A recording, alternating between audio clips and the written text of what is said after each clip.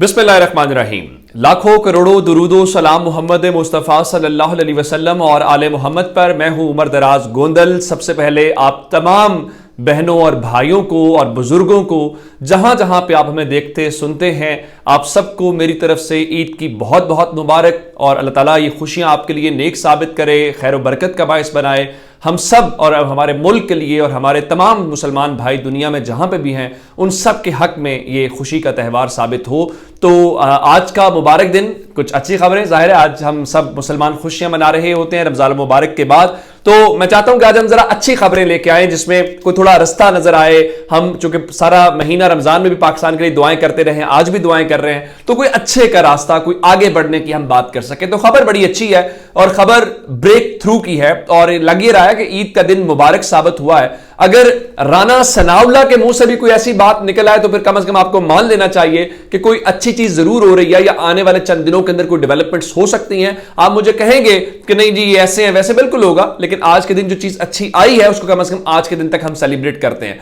आप जानते हैं कि सुप्रीम कोर्ट ने ये कह रखा है कि मुज़ाकरात करें और मुज़ाकरात के हवाले से 27 तारीख आखिरी तारीख है। और अदालत ने परसों जब इनको कहा था तो 4 बजे के जब टाइम था तो इनकी वहां पर राब्ता हो गया था और अटर्नी जनरल ने और फारूक एच नाइक ने यही बताया था कि पाकिस्तान तहरीक इंसाफ से हमारा राब्ता हो गया है और हमारी मुलाकात जो है वो होगी। और 26 तारीख को आप जानते हैं कि हुकूमत के जो इत्तेहादी हैं उनका भी इजलास तलब कर रखा है। उसके बाद मैंने आपको खबर दी थी कि अयाज सादिक और ख्वाजा साद रफीक और जो दीगर लोग हैं उनका एक राब्ता हुआ है असद कैसर साहब से और असद उमर साहब से। तो उसके बाद अब अगली डेवलपमेंट थी कि होगा क्या। अब 26 तारीख को हुकूमत के इत्तेहादियों का यानी पीडीएम के इत्तेहादियों का इजलास है और 27 तारीख को इस हवाले से अदालत की समाअत है। लेकिन उससे पहले जो अच्छी खबर, जो ब्रेक थ्रू जिसको हम कह रहे हैं, जिसकी दोनों अतराफ तस्दीक कर रही हैं, वो खबर यह है, मैं आपको सबसे पहले हुकूमत के एंड पे बताता हूं कि आज राना सनाउल्लाह ये जरूर कह रहे थे जी असेंबलियां गैर कानूनी तौर पे टूटी हैं।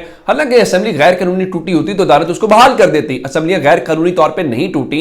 और उन्होंने कहा जी इलेक्शन पूरे मुल्क में एक साथ होने चाहिए। आइन ये भी नहीं कहता कि एक साथ होने चाहिए, आइन कहता है जब असेंबली टूट जाए तो उसके इलेक्शन होने चाहिए। लेकिन बहरहाल राना सनाउल्लाह ने एक बात जरूर की और कहा जी हम तहरीक इंसाफ के साथ मुज़ाकरात करेंगे और हमने कमेटी बना दी है। एक ऐसी कमेटी पाकिस्तान तहरीक इंसाफ की जानिब से भी बनाई गई है। एक तो जमात इस्लामी से मुज़ाकरात के हवाले से थी जिसमें इजाज चौधरी थे और परवेज खटक वगैरह। एक 2 रुकनी वफ़द सुप्रीम कोर्ट के लिए था जिसमें शाह महमूद कुरैशी साहब और फवाद चौधरी साहब थे। अब चूंकि मुज़ाकरात हो रहे हैं हुकूमत के साथ, हुकूमत चूंकि पूरा पीडीएम का इत्तेहाद है और इस तरफ पाकिस्तान तहरीक इंसाफ ऑपोजिशन के लिए है, तो पीडीएम तो कह रही है कि उन्होंने कमेटी बना दी है, लेकिन पाकिस्तान तहरीक इंसाफ का वफ्द कौन शामिल होगा? जाहिर है उसमें परवेज खटक हो सकते हैं, मुमकिन तौर पर शाह महमूद कुरैशी हो सकते हैं, असद उमर हो सकते हैं जो सीनियर लीडरशिप है। लेकिन तहरीक इंसाफ ने बाज़ाब्ता तौर पर इसका ऐलान नहीं किया। इमरान खान ने खुशखबरी सुनाई है ज़मान पार्क वालों को, मैं आपको बताता हूं बाद में।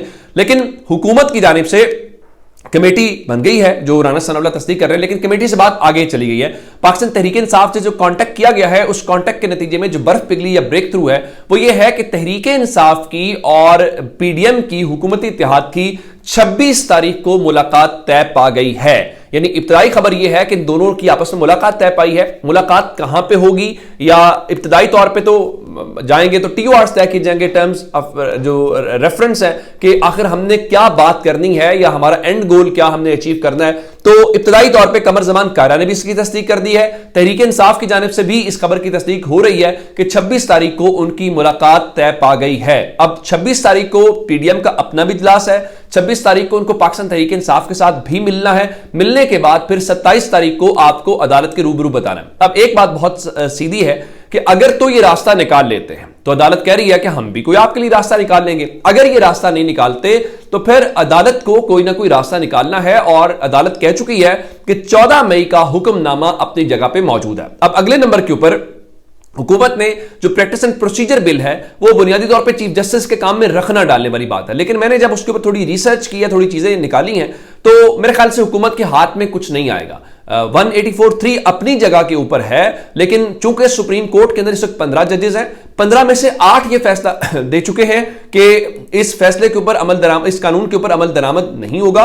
गो के गजट नोटिफिकेशन रात को हो गया, ये बात दुरुस्त है कि सदर के बाद पार्लियामेंट के बाद गजट नोटिफिकेशन, लेकिन 8 रुकनी बेंच ये कर चुका है। तो 8 रुकनी बेंच का फैसला तब्दील करने के लिए आपको 9 जजेस चाहिए और सुप्रीम कोर्ट के अंदर 17 जजेस का मतलब यह है कि आइंदा जो 2 सीटें खाली हैं उन 2 सीटों के ऊपर आपको जजेस की अपॉइंटमेंट्स करनी है। अगर आप वो अपॉइंटमेंट नहीं करते तब तक 15 में से 8 जजेस की मेजॉरिटी है, तो 8 का फैसला 9 जजेस तब्दील कर सकते हैं, 7 जजेस तब्दील नहीं कर सकते, तो हुकूमत की ख्वाहिश पूरी नहीं होगी।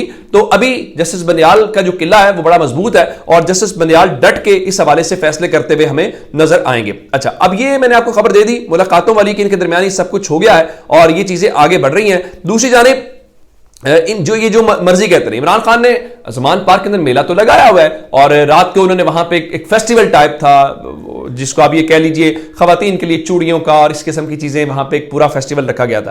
तो इमरान खान ने वहां पे अपने कारकुनों का शुक्रिया अदा किया और शुक्रिया क्या अदा किया कि उन्होंने मुझे जेल नहीं जाने दिया और उन्होंने कहा जी आपने बड़ा डट के रेंजर्स और पुलिस का मुकाबला किया है। जाहिर है ये एक पाकिस्तान के अंदर एक नई मिसाल है। जैसे मजहर अब्बास साहब कह रहे थे कि माजी में कम ऐसा हुआ है कि एस्टैब्लिशमेंट ने किसी शख्स को निकाला हो और एस्टैब्लिशमेंट की मर्जी के खिलाफ अवाम उसको लेके आए, तो इमरान खान वो तारीख रकम करते हुए नजर आ रहे हैं। अब जनरल बाजवा के हवाले से जो क्लिप्स हैं, जिसके अंदर हामिद मीर का क्लिप एक सर्कुलेट कर रहा है और बहुत सारी चीजें हैं, वो वक्त के साथ खुलेंगी। लेकिन जब आप ओहदे के ऊपर, मनसब के ऊपर होते हैं ना, तो फिर आपके पास इख्तियार आपका नहीं होता, उस ओहदे का होता है जो आप अपने हक में इस्तेमाल करते हैं। अब जनरल बाजवा के इस मुल्क में कोई नाम लेवा में नजर नहीं आ रहा, उनको हर कोई क्रिटिसाइज कर रहा है, पीटीआई कर रही है, पीएमएलएन कर रही है, हर कोई कर रहा है। जनरल बाजवा को क्या मिला सिवाय रुसवाई के, सिवाय इसके कि आज कोई ये कहने को तैयार नहीं होगा कि मेरा जनरल बाजवा से कोई ताल्लुक है। इस लेवल के ऊपर चले गए। अब इमरान खान ने क्या बताया, इमरान खान ये कह रहे हैं कि ये रोक नहीं फिलहाल पा रहे और एक छोटा सा माफिया है वो आखिरी कोशिश कर रहा है और उसकी कोशिश क्या है, वो ये चाहता है कि किसी तरीके से अब इस मामले को कंट्रोल कर लिया जाए।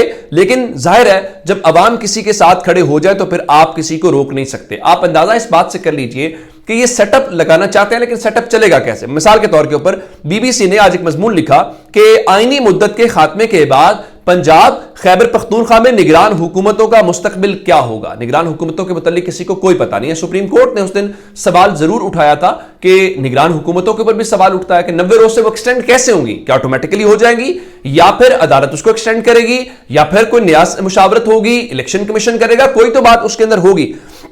बीबीसी ने लिखा कि पाकिस्तान के आइन में इस बात का जिक्र नहीं किया गया कि अगर कोई निगरान हुकूमत मुकर्ररा मुद्दत में इंतखाबात का इनेकाद करवाने में नाकाम रहे तो ऐसी निगरान हुकूमत की मियाद में इजाफे का क्या कानूनी जवाज होगा, जबकि कोई ऐसी अदालती नजीर नहीं है जिसमें इस हवाले से कोई डायरेक्शन मौजूद हो।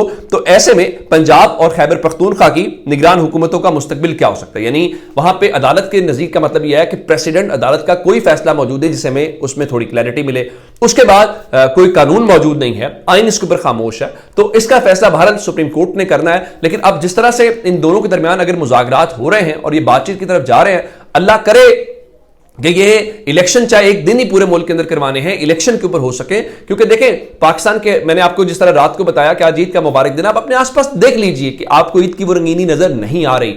और जिस तरह हमने कराची वालों को देखा, वहां पे ताजरान कह रहे हैं जी लोगों ने खरीदारी बहुत कम की है, उसको छोड़ देते हैं। आप वो एक चीज उठा लें, गाड़ियों की फरोख्त कम हो गई है, बाजारों के अंदर चीजों, ये सब क्या है, ये सब ये है कि हमारी इकोनॉमी नहीं चल पा रही। जिस तरह सालसी करने वाले सिराजुल हक साहब फरमा रहे थे कि जनाब ये बात तयशुदा है, हुकूमत ने नहीं चलना, यह हुकूमत चलती हुई दिखाई नहीं दे रही। इस मसले का एक ही हल है कि आप इलेक्शन करवाएं। अगर कोई ये कहता है कि इलेक्शन या इलेक्शन ना करवाना मसले का हल, तो ये भी हमें दिखाई नहीं दे रहा। अब बात सिर्फ ये है कि आपने 100 जूते भी खाने हैं, 100 प्याज भी खाने हैं, जितनी जल्दी आप इसके ऊपर कंसेंसस कर लेंगे ये आसान है। देखिए इमरान खान का क्या लॉस है, इमरान खान पॉपुलैरिटी गेन कर रहे हैं, बाहर बैठे हुए, जवाब नुकसान कौन करे, नुकसान तो वो करें जो हुकूमत के अंदर। तो इलेक्शन जल्दी से जल्दी करवाना इनके मफाद में, वरना जो कोई वोट पड़ना भी है वो भी निकल जाएगा। अपना बहुत सारा ख्याल रखिएगा। खुदा हाफिज।